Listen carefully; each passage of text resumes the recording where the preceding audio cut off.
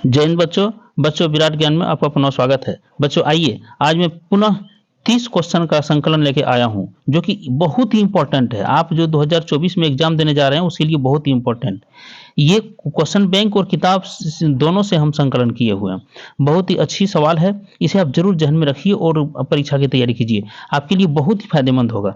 चलिए, सबसे पहले मैं ये चाहूंगा कि अगर पहली बार है तो वीडियो को लाइक और शेयर और कमेंट करना मत छोड़िएगा, आपके लिए मेहनत करता हूँ। ये देखिए क्वेश्चन, ये पूछा हुआ क्वेश्चन है। ये सब क्वेश्चन जो भी आपको दे रहा हूँ ये अक्सर क्वेश्चन आते ही रहते हैं। चलिए, पहला सवाल है बच्चों, जरा ब्रश को ले लेता हूँ। ये यहाँ है 1 kWh, है ना, 1 kWh अर्थात किलोवाट।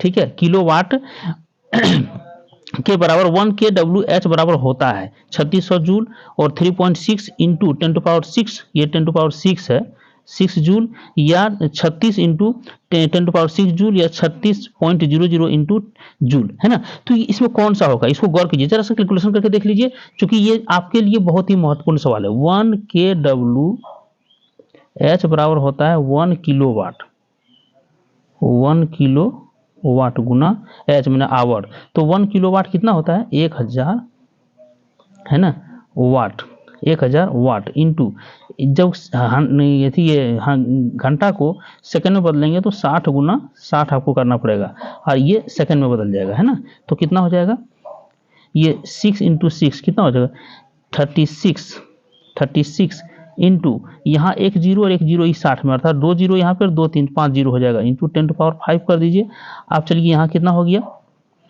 यहाँ पे आपके लिए हो गया W इंटू एस हो गया, और W इंटू एस को ही जूल कहते हैं। तो यहाँ बच्चों एक चीज गौर कीजिए, यहाँ 10⁵ है, हम इसे चूंकि स्टैंडर्ड फॉर्म लाने के लिए 10 से डिवाइड भी करते हैं, 10 से मल्टीप्लाई भी कर देंगे, है ना, 10 से मल्टीप्लाई भी कर देंगे। तो क्या हो जाएगा, ये 3.6 इंटू ये 10 और ये 10⁵, कितना हो जाएगा 6, और इसको जूल कहते हैं, WS को जूल कहते हैं, तो ये जूल हो जाएगा। अर्थात आपका ऑप्शन बी नंबर बिल्कुल राइट है, बी नंबर एकदम याद रखिए, इसी तरह कैलकुलेशन करके देख लीजिएगा। चलिए अगले सवाल की ओर बढ़ते हैं हम। अगला सवाल में ले लेता हूं, बहुत ही अच्छी सवाल है। देखिए ये सवाल भी आपके लिए बहुत ही अच्छी है ना। इसमें कह रहा है किसी बल्ब से 220 वोल्ट, है ना, 220 वोल्ट पर 2A एम्पियर की धारा प्रवाहित होती है तो फिलामेंट का प्रतिरोध होगा 2A current flows through a bulb on 220 volt, what is the resistance of filament. देखिए बच्चों, बहुत ही इंपॉर्टेंट ये भी टॉपिक आपके लिए है, क्योंकि आप जानते हैं जो हम लोग सवाल को देखे थे, आई इजकल टू क्या होता है। देखिए इसको पहले हल कर लीजिए, इसको V/R, है ना, V/R। तो आपको निकालना क्या है, रेसिस्टेंस निकालना, R निकालना है, क्योंकि ये करंट है ना, और ये आपका ये वोल्ट है। तो यहाँ पे आपको R निकालिएगा, तो R बराबर क्या हो जाएगा, R इजकल टू हो जाएगा V/I, है ना। तो V कितना है 220 वोल्ट, 220 बटा कितना एम्पियर 2 एम्पियर, 2 से कटा दीजिए 110, अर्थात आपका करेक्ट आंसर बी होगा इसमें। फिर अगला सवाल है क्वेश्चन नंबर 3, फिर हम ब्रश को जरा सा लेते हैं। देखिए क्वेश्चन नंबर 3 में कह रहा है किसी बल्ब से 110 वोल्ट पर 2 एम्पियर की धारा प्रवाहित होती है तो फिलामेंट का प्रतिरोध होगा। फिर वही चीज करना है, R इक्वल टू क्या हो जाएगा V/I, तो V कितना है 110, है ना, बटे 2 कटा दीजिए कितना हो जाएगा 55, अर्थात आपका ये करेक्ट आंसर होगा, ए नंबर करेक्ट आंसर होगा। चलिए आगे फिर बढ़ते हैं, 4 नंबर का ले लेते हैं, है ना। 4 नंबर का आपका सवाल देखिए कितना अच्छा सवाल है 4 नंबर का। इसमें कह रहा है यहाँ तो आपको निम्न में से कौन एक जैविक प्रक्रम द्वारा अपघटित होने वाला पदार्थ है। जैविक प्रक्रम द्वारा मतलब जो जीवित रूप से, जो भी जैविक रूप से घटित होती है उसे, जैसे पॉलीथीन, आप क्या घटित कीजिएगा, रबड़, इसको क्या कीजिए प्लास्टिक के बोतल, इसमें जो भी होगा इसका जो बनावट है उसके आधार पर ये खत्म हो जाएगा। लेकिन सूखे घास पत्ते, ये देखिए जैविक रूप से अपघटन होने वाला पदार्थ यही है कि घास सूखा हो गया, क्योंकि ये जीवित था, हरा था, क्लोरोफिल था, लेकिन अब सूख गया, इसलिए ए नंबर ऑप्शन आपका सही होगा। अगले सवाल को लेते हैं, क्वेश्चन नंबर 5। देखिए कितना इंपॉर्टेंट है क्वेश्चन नंबर 5। ये सवाल चूंकि रात में जो शाम में हम देंगे आपको टेलीग्राम पर जो टेस्ट लेंगे इसी से रहेगा, इसलिए इस वीडियो को देखना बहुत जरूरी है। पुष्पी पौधे में लैंगिक जनन किसके द्वारा होता है। पुष्पी पौधों में जो कि फ्लावर, विच पार्ट, यहाँ पे विच छूट गया, WHI CH, which part of the flower plant sexual process is happened, है ना। तो किससे होता है, तो बच्चों जान लीजिए फूल के द्वारा होता है ना। ये फूल एकदम आप इसको नोट कर लीजिए, यह सवाल पूछा हुआ सवाल है, ये कोई नया सवाल मैं नहीं दे रहा हूँ। चलिए अगला सवाल लेता हूँ। अगला सवाल जैसे प्रकाश से, मैं लाइट से करीब 26 सवाल, लगभग 24 सवाल लाइट से उठाया हूँ, 25 सवाल इसको जरा से देख लीजिए, चूंकि रिफ्लेक्शन ऑफ लाइट जो पहला चैप्टर है प्रकाश का परावर्तन, उसी से मैं लिया हूँ, फिजिक्स का है। यहाँ पे देखिए प्रकाश क्या है, व्हाट इज लाइट, बहुत इंपॉर्टेंट है। प्रकाश वह कारक है जिसकी सहायता से हम वस्तुओं को देखते हैं। प्रकाश एक प्रकार की ऊर्जा है, देखिए बात सही है। प्रकाश एक प्रकार का, अगर कोई पूछ दे कि व्हाट इज लाइट, तो उसमें बोल देना है कि light is the which type the light is the energy by which we can see each and every part of the world, है ना, each and every things of the world. देखिए each and every thing of the world, यहाँ गौर करने वाली बात है कि अगर यदि आप यहाँ पे खड़े हैं, मान लीजिए आपके पीछे में एक स्लेट रखा हुआ है, तो आप उसको नहीं देख पाते हैं। क्यों नहीं देख पाते हैं, क्योंकि सन से निकलने वाली या कोई भी लाइट सोर्स जो है उससे ये परावर्तन होकर के आपकी आंख तक नहीं पहुंच रही है। आपकी आंख तक कौन पहुंचेगी, मान लीजिए यहाँ एक लाठी खड़ा है, लाठी है, दीवार है, कुछ भी है, तो सन की लाइट यहाँ टकराई और टकराने के बाद छितरा के आपकी आंख तक जा रही है। तो इसीलिए प्रकाश एक प्रकार का वह कारक है जिसकी सहायता से हम वस्तुओं को देखते हैं। बिना वस्तु से टकराए हुए हमारे पास पहुंचने वाले किरण, अगर हमारे पास किरण नहीं पहुंचा वस्तु से बिना टकराए, तो हम उसको नहीं देख पाए। इसीलिए प्रकाश एक प्रकार का ऊर्जा है जो वस्तु से परावर्तन के बाद हमारी आंखों की रेटिना पर पड़ती है, और जहां पे स्वच्छ वस्तु का प्रतिबिंब बनता है, और तो हम प्रकाश तो वस्तु को हम देख पाते हैं। इसीलिए ये दोनों आपका सही हो जाएगा, ए और बी दोनों सही है, इसीलिए सी ऑप्शन आपका राइट है यहाँ पे।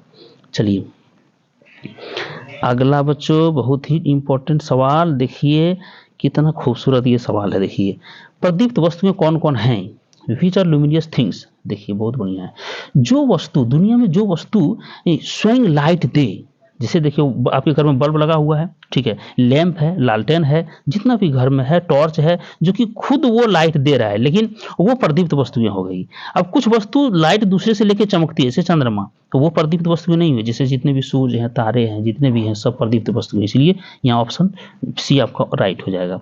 लेकिन अप्रदीप्त वस्तुएं कहे तो नॉन लुमिनियस, तो जान लीजिए ईंट, पत्थर, है ना, ये मोबाइल, चावल, मिट्टी, है ना, बालू, ये सब क्या है, घर, ये सब आपका अप्रदीप्त वस्तुएं हैं, नॉन लुमिनियस। अगला सवाल ले लेता हूं बच्चों, 8 नंबर का सवाल लेता हूं। देखिए बहुत ही इंपॉर्टेंट, ये सवाल भी बहुत बढ़िया आपको लगेगा, है ना, ये सवाल भी आपको अच्छा लगेगा।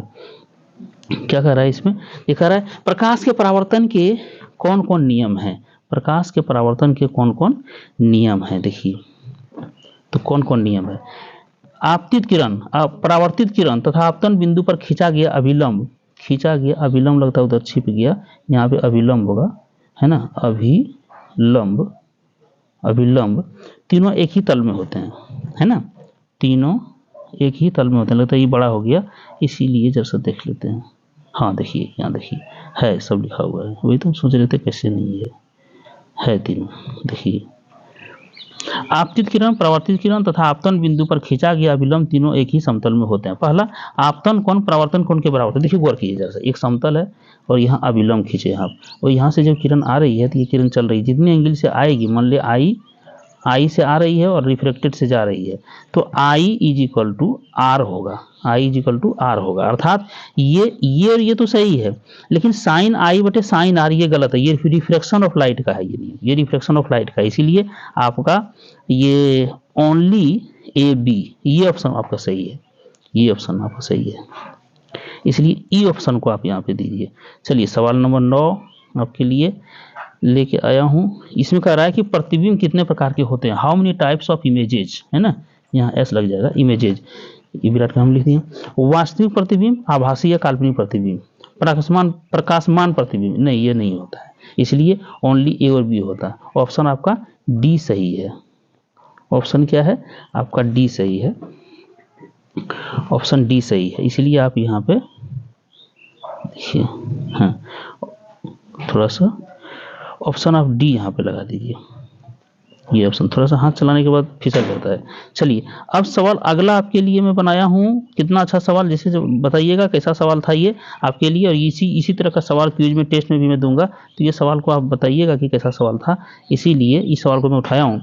समतल दर्पण के बारे में कौन सी कथन सत्य नहीं है, कह रहा है which is not correct about plane mirror, है ना। प्रतिबिंब दर्पण के पीछे बनता है, बिल्कुल सही है। ये समतल दर्पण है, मान लीजिए समतल दर्पण है, तो यहाँ आप खड़े हो जाएंगे तो आपकी प्रतिबिंब इधर से बनेगी, है ना, इधर से बनेगी, तो निश्चित है दर्पण के पीछे, बात सही है। प्रतिबिंब का आकार वस्तु के आकार के बराबर होता है, तब वस्तु की अपेक्षा सीधा होता है। वास्तविक में यहाँ जितना बड़ा आप प्रतिबिंब खड़े हैं, जितने बड़े बच्चे या तो आप जब खड़े हैं तो मुंह में शीशा में जैसे मुंह देखते हैं हम लोग अपना फेस देखते हैं, तो उतना ही बड़ा ये बनता है, ये भी बात सही है, दोनों सत्य हो गया। प्रतिबिंब वास्तविक रूप से नहीं, पार्श्विक रूप से होगा, पार्श्विक रूप से, तो यहाँ ऊपर में दे दीजिए, पार्श्विक रूप से उल्टा होता है, सही बात, लेटरली उल्टा होता है। जैसे कि आप दाहिना हाथ यहाँ उठाएंगे ना, यहाँ दाहिना हाथ उठाएंगे तो जैसे लगेगा कि कोई बायां उठा रहा है, इसलिए लेटरली ये उल्टा होता है, ठीक है, तो ये भी आपका सही है। चौथा कह रहा है प्रतिबिंब दर्पण से उतना ही पीछे बनता है जितना वस्तु दर्पण से आगे रहता है, ये भी बात सही है। जितना दूरी पर आप हैं उतने दूरी पर जाकर वस्तु भी बनेगा, यहीं से वस्तु बनेगा, हम थोड़ा सटा दिए थे। चलिए चौथा कह रहा है प्रतिबिंब वास्तविक होता है, यहाँ वास्तविक तो बनता ही नहीं है। जब आप वास्तविक और काल्पनिक में अंतर लिखिए, जैसे आप मिरर के सामने चेहरा है आपका तब तक दिखेगा, जैसे आप मिरर के सामने से चेहरा हटाइएगा खत्म हो जाएगा। जैसे मुंह हम लोग देखते हैं ना फेस अपना, तो जब तक फेस अपना है हमारे शीशा के सामने, मिरर के सामने, तब तक जो चेहरा दिखता है उसको हटा देते हैं तो हट जाता है ना, इसीलिए यहाँ पे तो काल्पनिक बनेगा, ये बात आपका गलत है। इसलिए ई क्वेश्चन के आधार पर कि कौन सत्य नहीं है उसके आधार पर यही सत्य होगा, ये क्वेश्चन का आंसर जो है ई नंबर हो जाएगा। चलिए अब देखिए बहुत ही लाजवाब सवाल, ये तो बार बार पूछता है, ये सवाल पूछता है बार बार, कहता है गोलीय दर्पण कितने प्रकार के होते हैं। गोलीय दर्पण, अवतल दर्पण, उत्तल दर्पण, और यहाँ सी नंबर में सर नीचे दिए हुए हैं क्या, हाँ देखिए बोथ और नन, है ना, तो आपको दोनों होगा। ये गोलीय दर्पण जो होता है ना दोनों होता है, ये दोनों अवतल दर्पण उत्तल दर्पण दोनों होता है, इसीलिए इसका ऑप्शन सी आपका बिल्कुल राइट होगा, सी आपका बिल्कुल राइट होगा, यही दे दीजिए। चलिए अगला सवाल 12 नंबर का सवाल लेता हूँ। 12 नंबर का सवाल बच्चों, ये तो बार बार क्वेश्चन आता है, देखिएगा आप क्वेश्चन को उठा लिए, क्वेश्चन बैंक उठाइए, वहां पे देखिए गोलीय दर्पण की फोकस दूरी वक्रता त्रिज्या के बीच संबंध क्या है। गोलीय दर्पण की फोकस दूरी तथा वक्रता त्रिज्या अर्थात एफ और आर के बीच में क्या संबंध है। तो बच्चों एफ इजकल टू आर बटे 2, बिल्कुल ये राइट है, यही राइट है। एफ इजकल टू आर बटे 2 नहीं, कैपिटल एफ नहीं होगा इसलिए गलत हो गया। स्मॉल एफ स्मॉल आर बिल्कुल गलत हो गया, नन, इसलिए आपका ये सही है ना।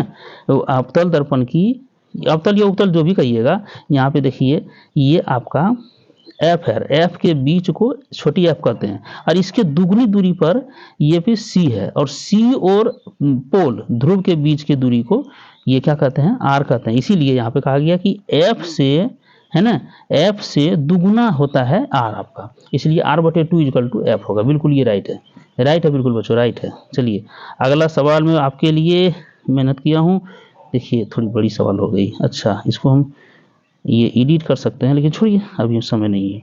चलिए अवतल दर्पण को अभिसारी दर्पण क्यों कहते हैं।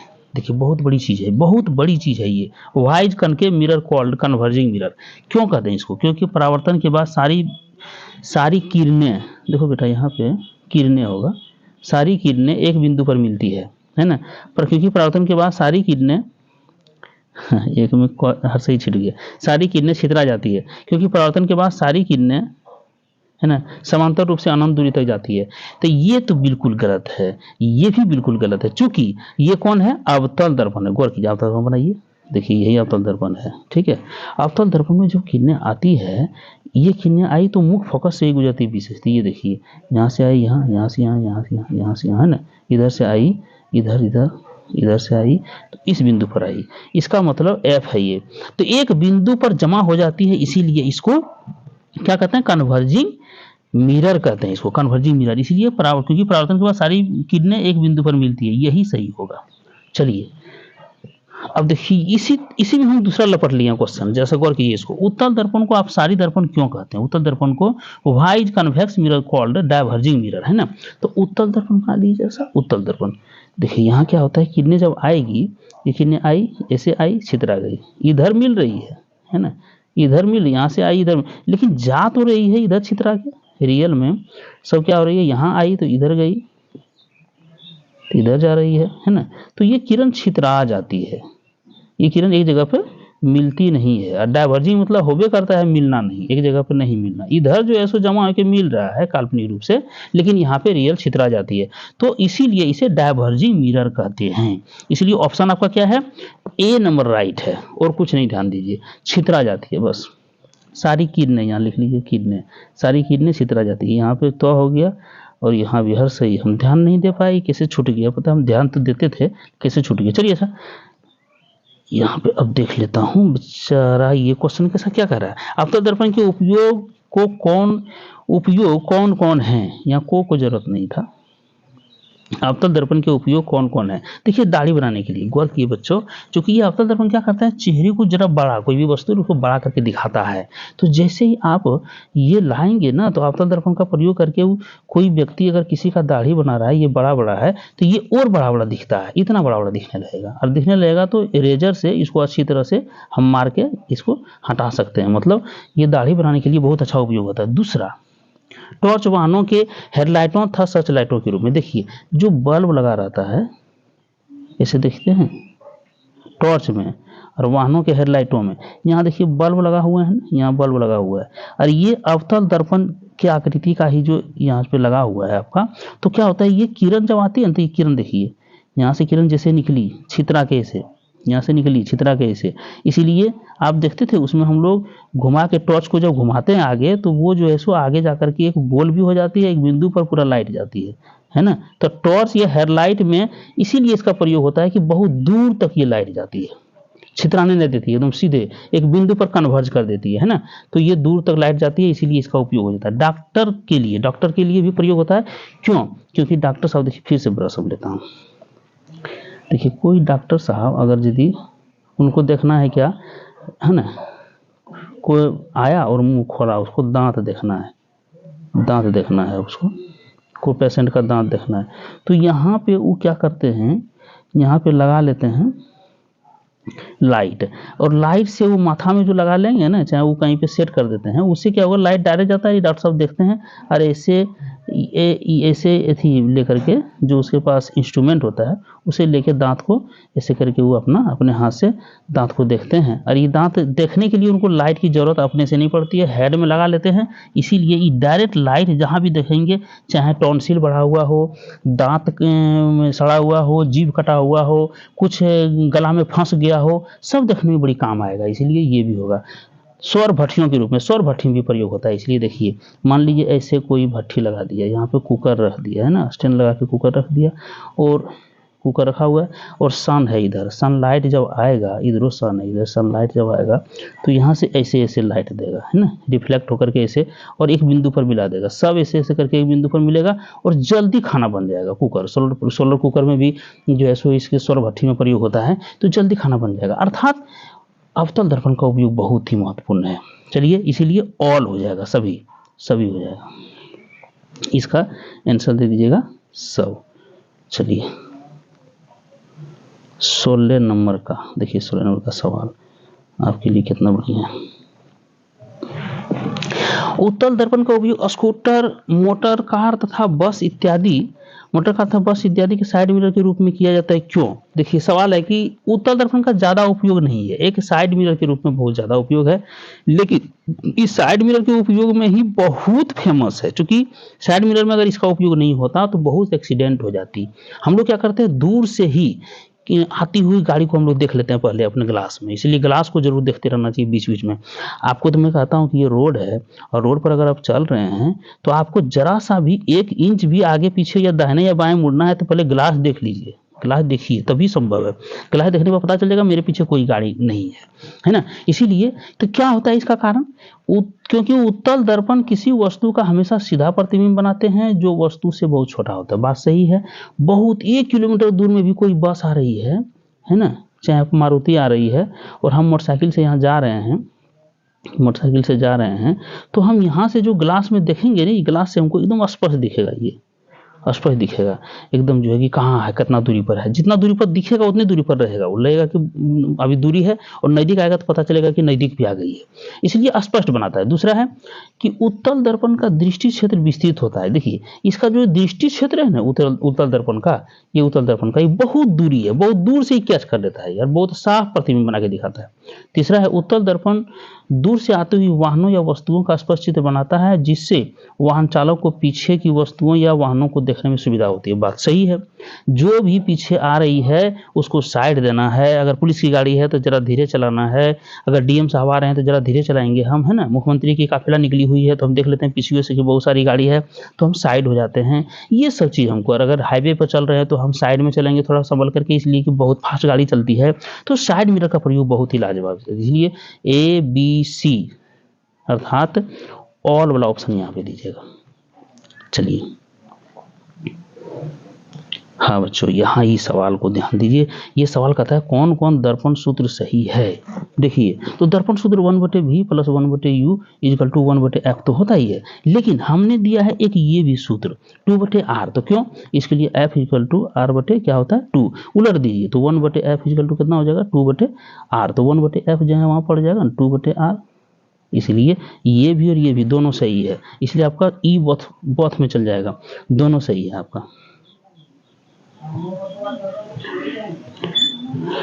बच्चों ये सवाल तो बहुत ही लाजवाब है। आवर्धन की परिभाषा से m = h' किसके बराबर है। बच्चों यहाँ पे देख लीजिए, अगर यदि कोई दर्पण है और दर्पण यहाँ वस्तु इतनी छोटी आप रखे हैं और प्रतिबिंब इतना बड़ा बन गया, तो इसी को कहते हैं दर्पण। ये h' हो गया, दर्पण की ऊंचाई। आवर्धन बराबर क्या होता है, प्रतिबिंब की ऊंचाई बटे वस्तु की ऊंचाई के अनुपात को ही आवर्धन कहते हैं। तो यदि ये ऊंचाई आप निकालेंगे और यहाँ से ये आप करके देखेंगे तो ये प्रोपोर्शनल होकर के -v/u के बराबर हो जाता है, इसलिए ए ऑप्शन बिल्कुल राइट है। इसका डिस्क्राइब पूरा देखना है तो आपको अपनी किताब में जाके देखिए, वहाँ पे HM = h', देखिए फिर से मिटा लेता हूँ, ये m = h'/h है, इसका टू -v/u के बराबर होता है। चूंकि आप इसको ये वस्तु और प्रतिबिंब की दूरी के बराबर हो जाता है, इसलिए इस टॉपिक को आप जाके अपने बुक में देखिए, इसलिए ऑप्शन ए आपका बिल्कुल राइट है। चलिए यहाँ पे एक सवाल है आपका, आवर्धन किसे कहते हैं, आवर्धन किसे कहते हैं। इसलिए मैं कह रहा हूँ कि बुक को भी देखिए, क्योंकि सब कुछ ये कैलकुलेशन वाला चीज़ है, सब कुछ आकर के हम आपको, लेकिन हम आप ऑप्शन ऑब्जेक्टिव में आएगा तो सीधे रहेगा, सब चीज़ हम यहाँ पे बताना संभव नहीं है, बहुत देर लग जाएगा। आवर्धन किसे कहते हैं, प्रतिबिंब की ऊंचाई में वस्तु की ऊंचाई के अनुपात को आवर्धन कहते हैं, बिल्कुल यही सही है। दूसरा नंबर में ना जाइएगा, वस्तु की ऊंचाई, तो वस्तु की ऊंचाई मतलब क्या हो गया h/h', ये नहीं है। m = होता है आवर्धन मैग्निफिकेंट, मैग्निफिकेंट का फर्स्ट लेटर है मैग्नी, MAGNIFICANT,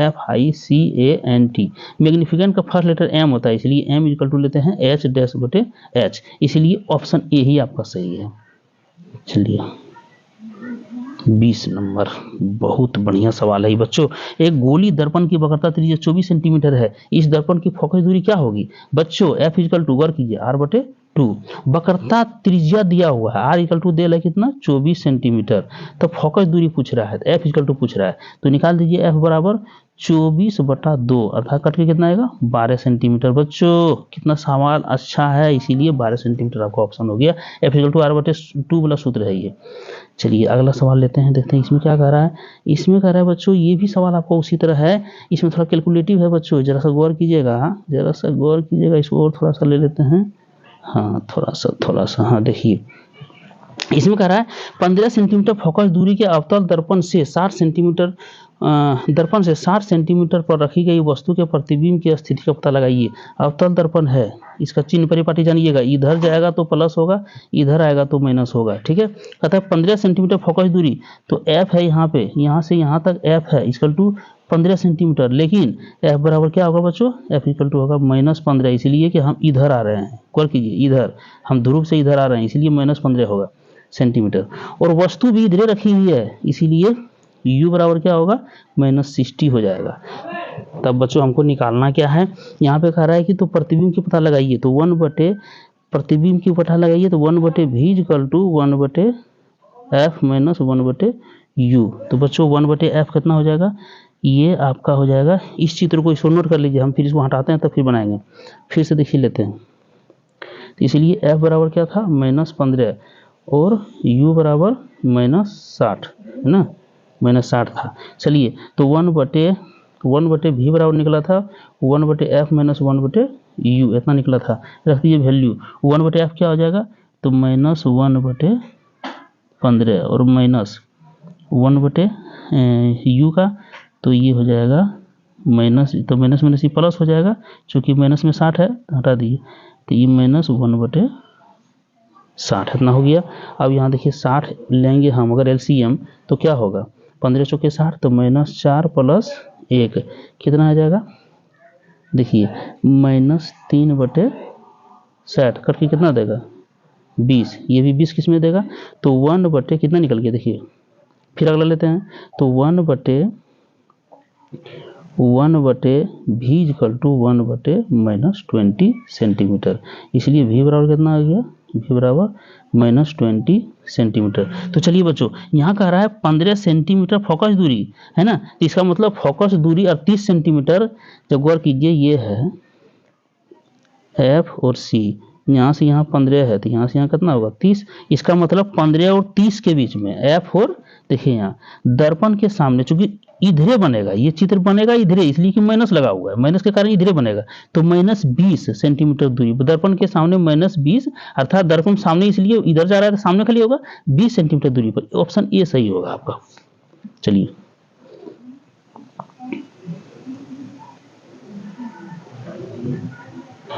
अगला सवाल आ गया, निम्नलिखित में से किस दर्पण द्वारा किसी वस्तु का वास्तविक प्रतिबिंब मिल सकता है। वास्तविक प्रतिबिंब किससे मिल सकता है देखिए गौर कीजिए, यहाँ पे समतल तो हमेशा आपको देगा काल्पनिक, अवतल आपको क्या करेगा, अवतल आपको देगा वास्तविक भी देगा और काल्पनिक भी देगा। उत्तल तो अक्सर देगा काल्पनिक, ये भी वास्तविक कभी देता है लेकिन काल्पनिक ही देगा, अक्सर काल्पनिक ही देगा ये। तो चलिए ऑप्शन बी आपका बिल्कुल राइट है, कौन प्रतिबिंब आपका राइट है ना, तो ये आपका ये बी ऑप्शन सही है कि अवतल ही आपको वास्तविक प्रतिबिंब दे सकता है। चलिए बस ये देखिए जब भी ये बनेगा आप अवतल को रखिएगा ना, तो आपका भी चित्र यहाँ पे आप खाते रहिएगा, तो यहाँ पे आप खाते हुए दिखाएगा चित्र, आपका भी 50-100 रुपया 200 रुपया मिलता है, अवतल दर्पण ला करके घर में देखिए पता चल जाएगा। अगला सवाल है बच्चों, कितना बड़ा है ये, हाँ ठीक है, चलिए इसमें कह रहा है निम्नलिखित में कि दर्पण द्वारा किसी वस्तु का आभासी प्रतिबिंब या काल्पनिक प्रतिबिंब प्राप्त किया जा सकता है। किस प्रतिबिंब द्वारा किसी वस्तु का आभासी और काल्पनिक प्रतिबिंब प्राप्त किया जा सकता है ना, तो कौन कौन इसमें है जो कि काल्पनिक प्रतिबिंब प्राप्त किया जा सकता है। देखिए एक स्थिति, अवतल तो हमेशा देता है, देखिए अवतल तो हमेशा देता है वास्तविक, लेकिन एक स्थिति है यदि वस्तु को ध्रुव और F के बीच में लाके रखते हैं वस्तु यहाँ है ना, कभी कभी मुंह सटा के देखिएगा पूरा तो बहुत बड़ा चित्र बनेगा, बहुत बड़ा चित्र बनता है, ठीक है, ये चित्र इतना बड़ा बनता है, ये काल्पनिक ही बनता है, ये वास्तविक नहीं, इधर जाएगा तो वास्तविक बनेगा, ये पीछे चल जाता है। इसलिए अवतल भी एक स्थिति है कि ध्रुव और P के बीच F के बीच में, ध्रुव और मुख्य फोकस के बीच में अगर यदि वस्तु को रखा जाए इस जगह पे तो ये बनाएगा काल्पनिक प्रतिबिंब। अवतल भी, समतल तो काल्पनिक बनबे करता है, उत्तल तो बनबे करता है, इसलिए तीनों सही हो जाएगा, इसमें ऑप्शन तीनों सही होगा। अगला है वस्तु से छोटा और आभासी या काल्पनिक प्रतिबिंब निम्न से किस दर्पण से प्राप्त हो सकता है। वस्तु से छोटा, आभासी या काल्पनिक प्रतिबिंब या होगा या काल्पनिक प्रतिबिंब निम्न से किस दर्पण द्वारा प्राप्त हो सकता है। तो ठीक है, तो वस्तु से छोटा कह रहा है तो समतल में तो बराबर है, इसलिए ये होगा नहीं, अवतल में तो होता ही नहीं है, इसलिए चूंकि इससे बड़ा होता है, अगर काल्पनिक बनेगा भी तो बहुत बड़ा, इतनी वस्तु है तो कितना बड़ा बनेगा, इसलिए ये भी नहीं होगा, उत्तल ही होगा, इसलिए सी नंबर ऑप्शन ही सही होगा, 24 का सी। चलिए बच्चों अब लास्ट कर रहे हैं हम लोग, आ गए 25 नंबर सवाल पर, नहीं 25 नंबर, निम्न से किसके द्वारा एक बिंदु स्रोत से समांतर किरण पुंज मिल सकता है। देखिए एक बिंदु स्रोत से समांतर किरण पुंज, देखिए बच्चों गौर कीजिए, समतल से कहिएगा हाँ, लेकिन नहीं समतल नहीं, उत्तल से नहीं, अवतल से मिलेगा। कैसे मिलेगा बताते हैं, है ना, उत्तल नहीं अवतल, ये उत्तल दे दिए थे, चलिए फिर से लेते हैं अवतल। देखिए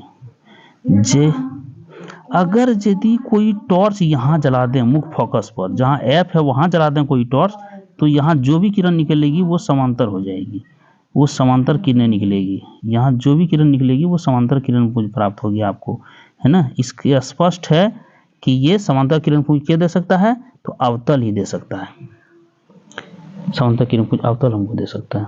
चलिए 26 नंबर पर चलते हैं। 26 नंबर सवाल बहुत ही इंपॉर्टेंट सवाल, कहाँ से आ गया है, हाँ 26 नंबर सवाल बहुत ही इंपॉर्टेंट। कहाँ पर स्थित होने से वस्तु का प्रतिबिंब अवतल दर्पण के फोकस पर बनता है।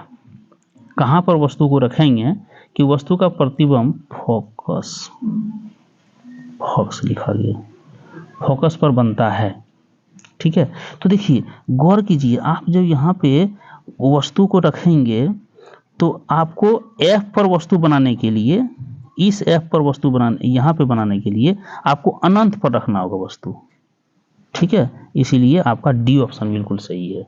ये सब चीज देख लीजिए घर जाकर के, बुक में बहुत अच्छी तरह से दिया हुआ है। अवतल दर्पण की फोकस दूरी इसकी वक्रता त्रिज्या की दोगुनी नहीं, आधी, हाँ आधी होती है। चलिए 28 नंबर, अब 30 तक हम लोग जाने वाले हैं। एक अवतल दर्पण में वस्तु की स्थिति फोकस और ध्रुव के बीच हो तो प्राप्त प्रतिबिंब होगा। देखिए अब तो फिर वही चर्चा कर रहे हैं, अवतल दर्पण में कहाँ रख रहा है, एफ और ध्रुव के बीच में, यहाँ वस्तु रखा जा रहा है इस जगह पे, तो क्या होगा, वास्तविक और बड़ा नहीं, वास्तविक तो होगा ही नहीं, वास्तविक और छोटा नहीं, आभासी और काल्पनिक और बड़ा, यही होगा। बहुत बड़ा बनेगा, एकदम काल्पनिक बनेगा, दर्पण के पीछे बनेगा, यहाँ ऐसे बनेगा वस्तु, यहाँ इतना बड़ा, छोटा वस्तु है तो बनेगा इतना बड़ा, इसलिए इसका दे दीजिए आप, ये आपका ऑप्शन सी नंबर सही है। चलिए 29 नंबर कहाँ रह गया, हाँ 29 नंबर का है बच्चों, किसी अवतल दर्पण द्वारा आभासीय काल्पनिक सीधा और आवर्धी प्रतिबिंब तब बनता है जब वस्तु की स्थिति होती है। 29 में कह रहा है कि वस्तु की स्थिति होती है कहाँ, जो दर्पण द्वारा आभासी भी बनेगा, काल्पनिक और सीधा बनेगा और बड़ा बनेगा, तीनों देखिए, काल्पनिक भी, सीधा भी और बड़ा भी, है ना। तो निश्चित अभी तुरंत चर्चा किए थे, फोकस और वक्रता केंद्र के बीच, अर्थात वस्तु को आपको यहाँ रखना पड़ेगा, एफ है ना, वस्तु यहाँ रखना पड़ेगा, सीधा बनेगा, ऊपरे बनेगा, ऊपर बना उन्हें सीधा, और उसके बाद नीचे बनेगा तो उल्टा, लेकिन ऊपर बनेगा तो सीधा, और दूसरी बात है वस्तु से बड़ा और काल्पनिक, तीनों होगा ही, इसलिए ये ऑप्शन बिल्कुल सही है। चलिए कैसे ही हो गया, हाँ अब है बच्चों, अब हम लोग आ गए कितना, ये हो गया ना, ये 29, 30 नंबर, डी ऑप्शन उसी का था। चलिए ध्रुव और फोकस के बीच, ये क्या था, फोकस और वक्रता केंद्र के, न यही तो होगा, डी नंबर इसका सही होगा, हाँ देखिए इसका डी नंबर सही होगा, वही पहले क्वेश्चन का। चलिए अगला सवाल है, मोटर गाड़ी के चालक के सामने लगा रहता है, बहुत ही इंपॉर्टेंट सवाल है, आप जवाब दे सकते हैं, बहुत हल्का सवाल है। उत्तल दर्पण क्या लगा रहता है, उत्तल दर्पण साइड मिरर के रूप में, देखिए ऐसे और एक इधर भी ऐसे, और आप हैंडल पकड़ के ऐसे करके चलाते हैं, यहाँ पे मीटर लगा रहता है ना, ऐसे आप सीट पर बैठे हैं, ऐसे एक्सीलरेटर यहाँ पे हुमच के देते हैं, और यहाँ पीछे से कोई गाड़ी अगर आ रही है तो यहाँ पे सब दिखती है, पीछे वाला सब यहाँ पे दिखती है, इसीलिए उत्तल। तो चलिए बच्चों, मैंने 30 सवाल का संकलन लिया है, ये बहुत ही इंपॉर्टेंट सवाल है, इसीलिए आप बिल्कुल इसको बना लीजिए और हमारे साथ जुड़िए। 91 35 85 82 और 24 पर जुड़िए, टेलीग्राम पर जुड़िए। 7:50 में हम टेस्ट लेते हैं डेली, है ना, डेली टेस्ट लेते हैं, जो वीडियो में दिया हूँ यही टेस्ट में लूंगा, आपको याद हो जाएगा, 2 बार देंगे तो याद हो जाएगा, एक बार पढ़िए, अपनी टेस्ट में बनाइए, अपनी काबिलियत देखिए, और इस तरह से चलते रहेगा जब तक एग्जाम होगी। तो चलिए नई वीडियो के साथ पुनः हाजिर होता हूँ। मैं चाहूँगा, रिक्वेस्ट करूँगा कि कमेंट में जरूर लिखिए, लाइक जरूर कीजिए, आपके लिए मेहनत करता हूँ, और अगर यदि आपको कोई कठिनाई हो तो जरूर कमेंट में बताइएगा, और मेरे चैनल पर आकर के टेलीग्राम ग्रुप में इस पर हाई लिख करके बताइएगा कि हमें करना है, टेलीग्राम ग्रुप में उसका लिंक दे देंगे, उससे डायरेक्ट जुड़ जाएंगे। और अगर यदि आप दोस्तों के साथ भी जुड़े हुए हैं तो अपने दोस्तों के शेयर कीजिए इस वीडियो को, बहुत ही महत्वपूर्ण ये वीडियो है। जय हिंद बच्चों, जय भारत।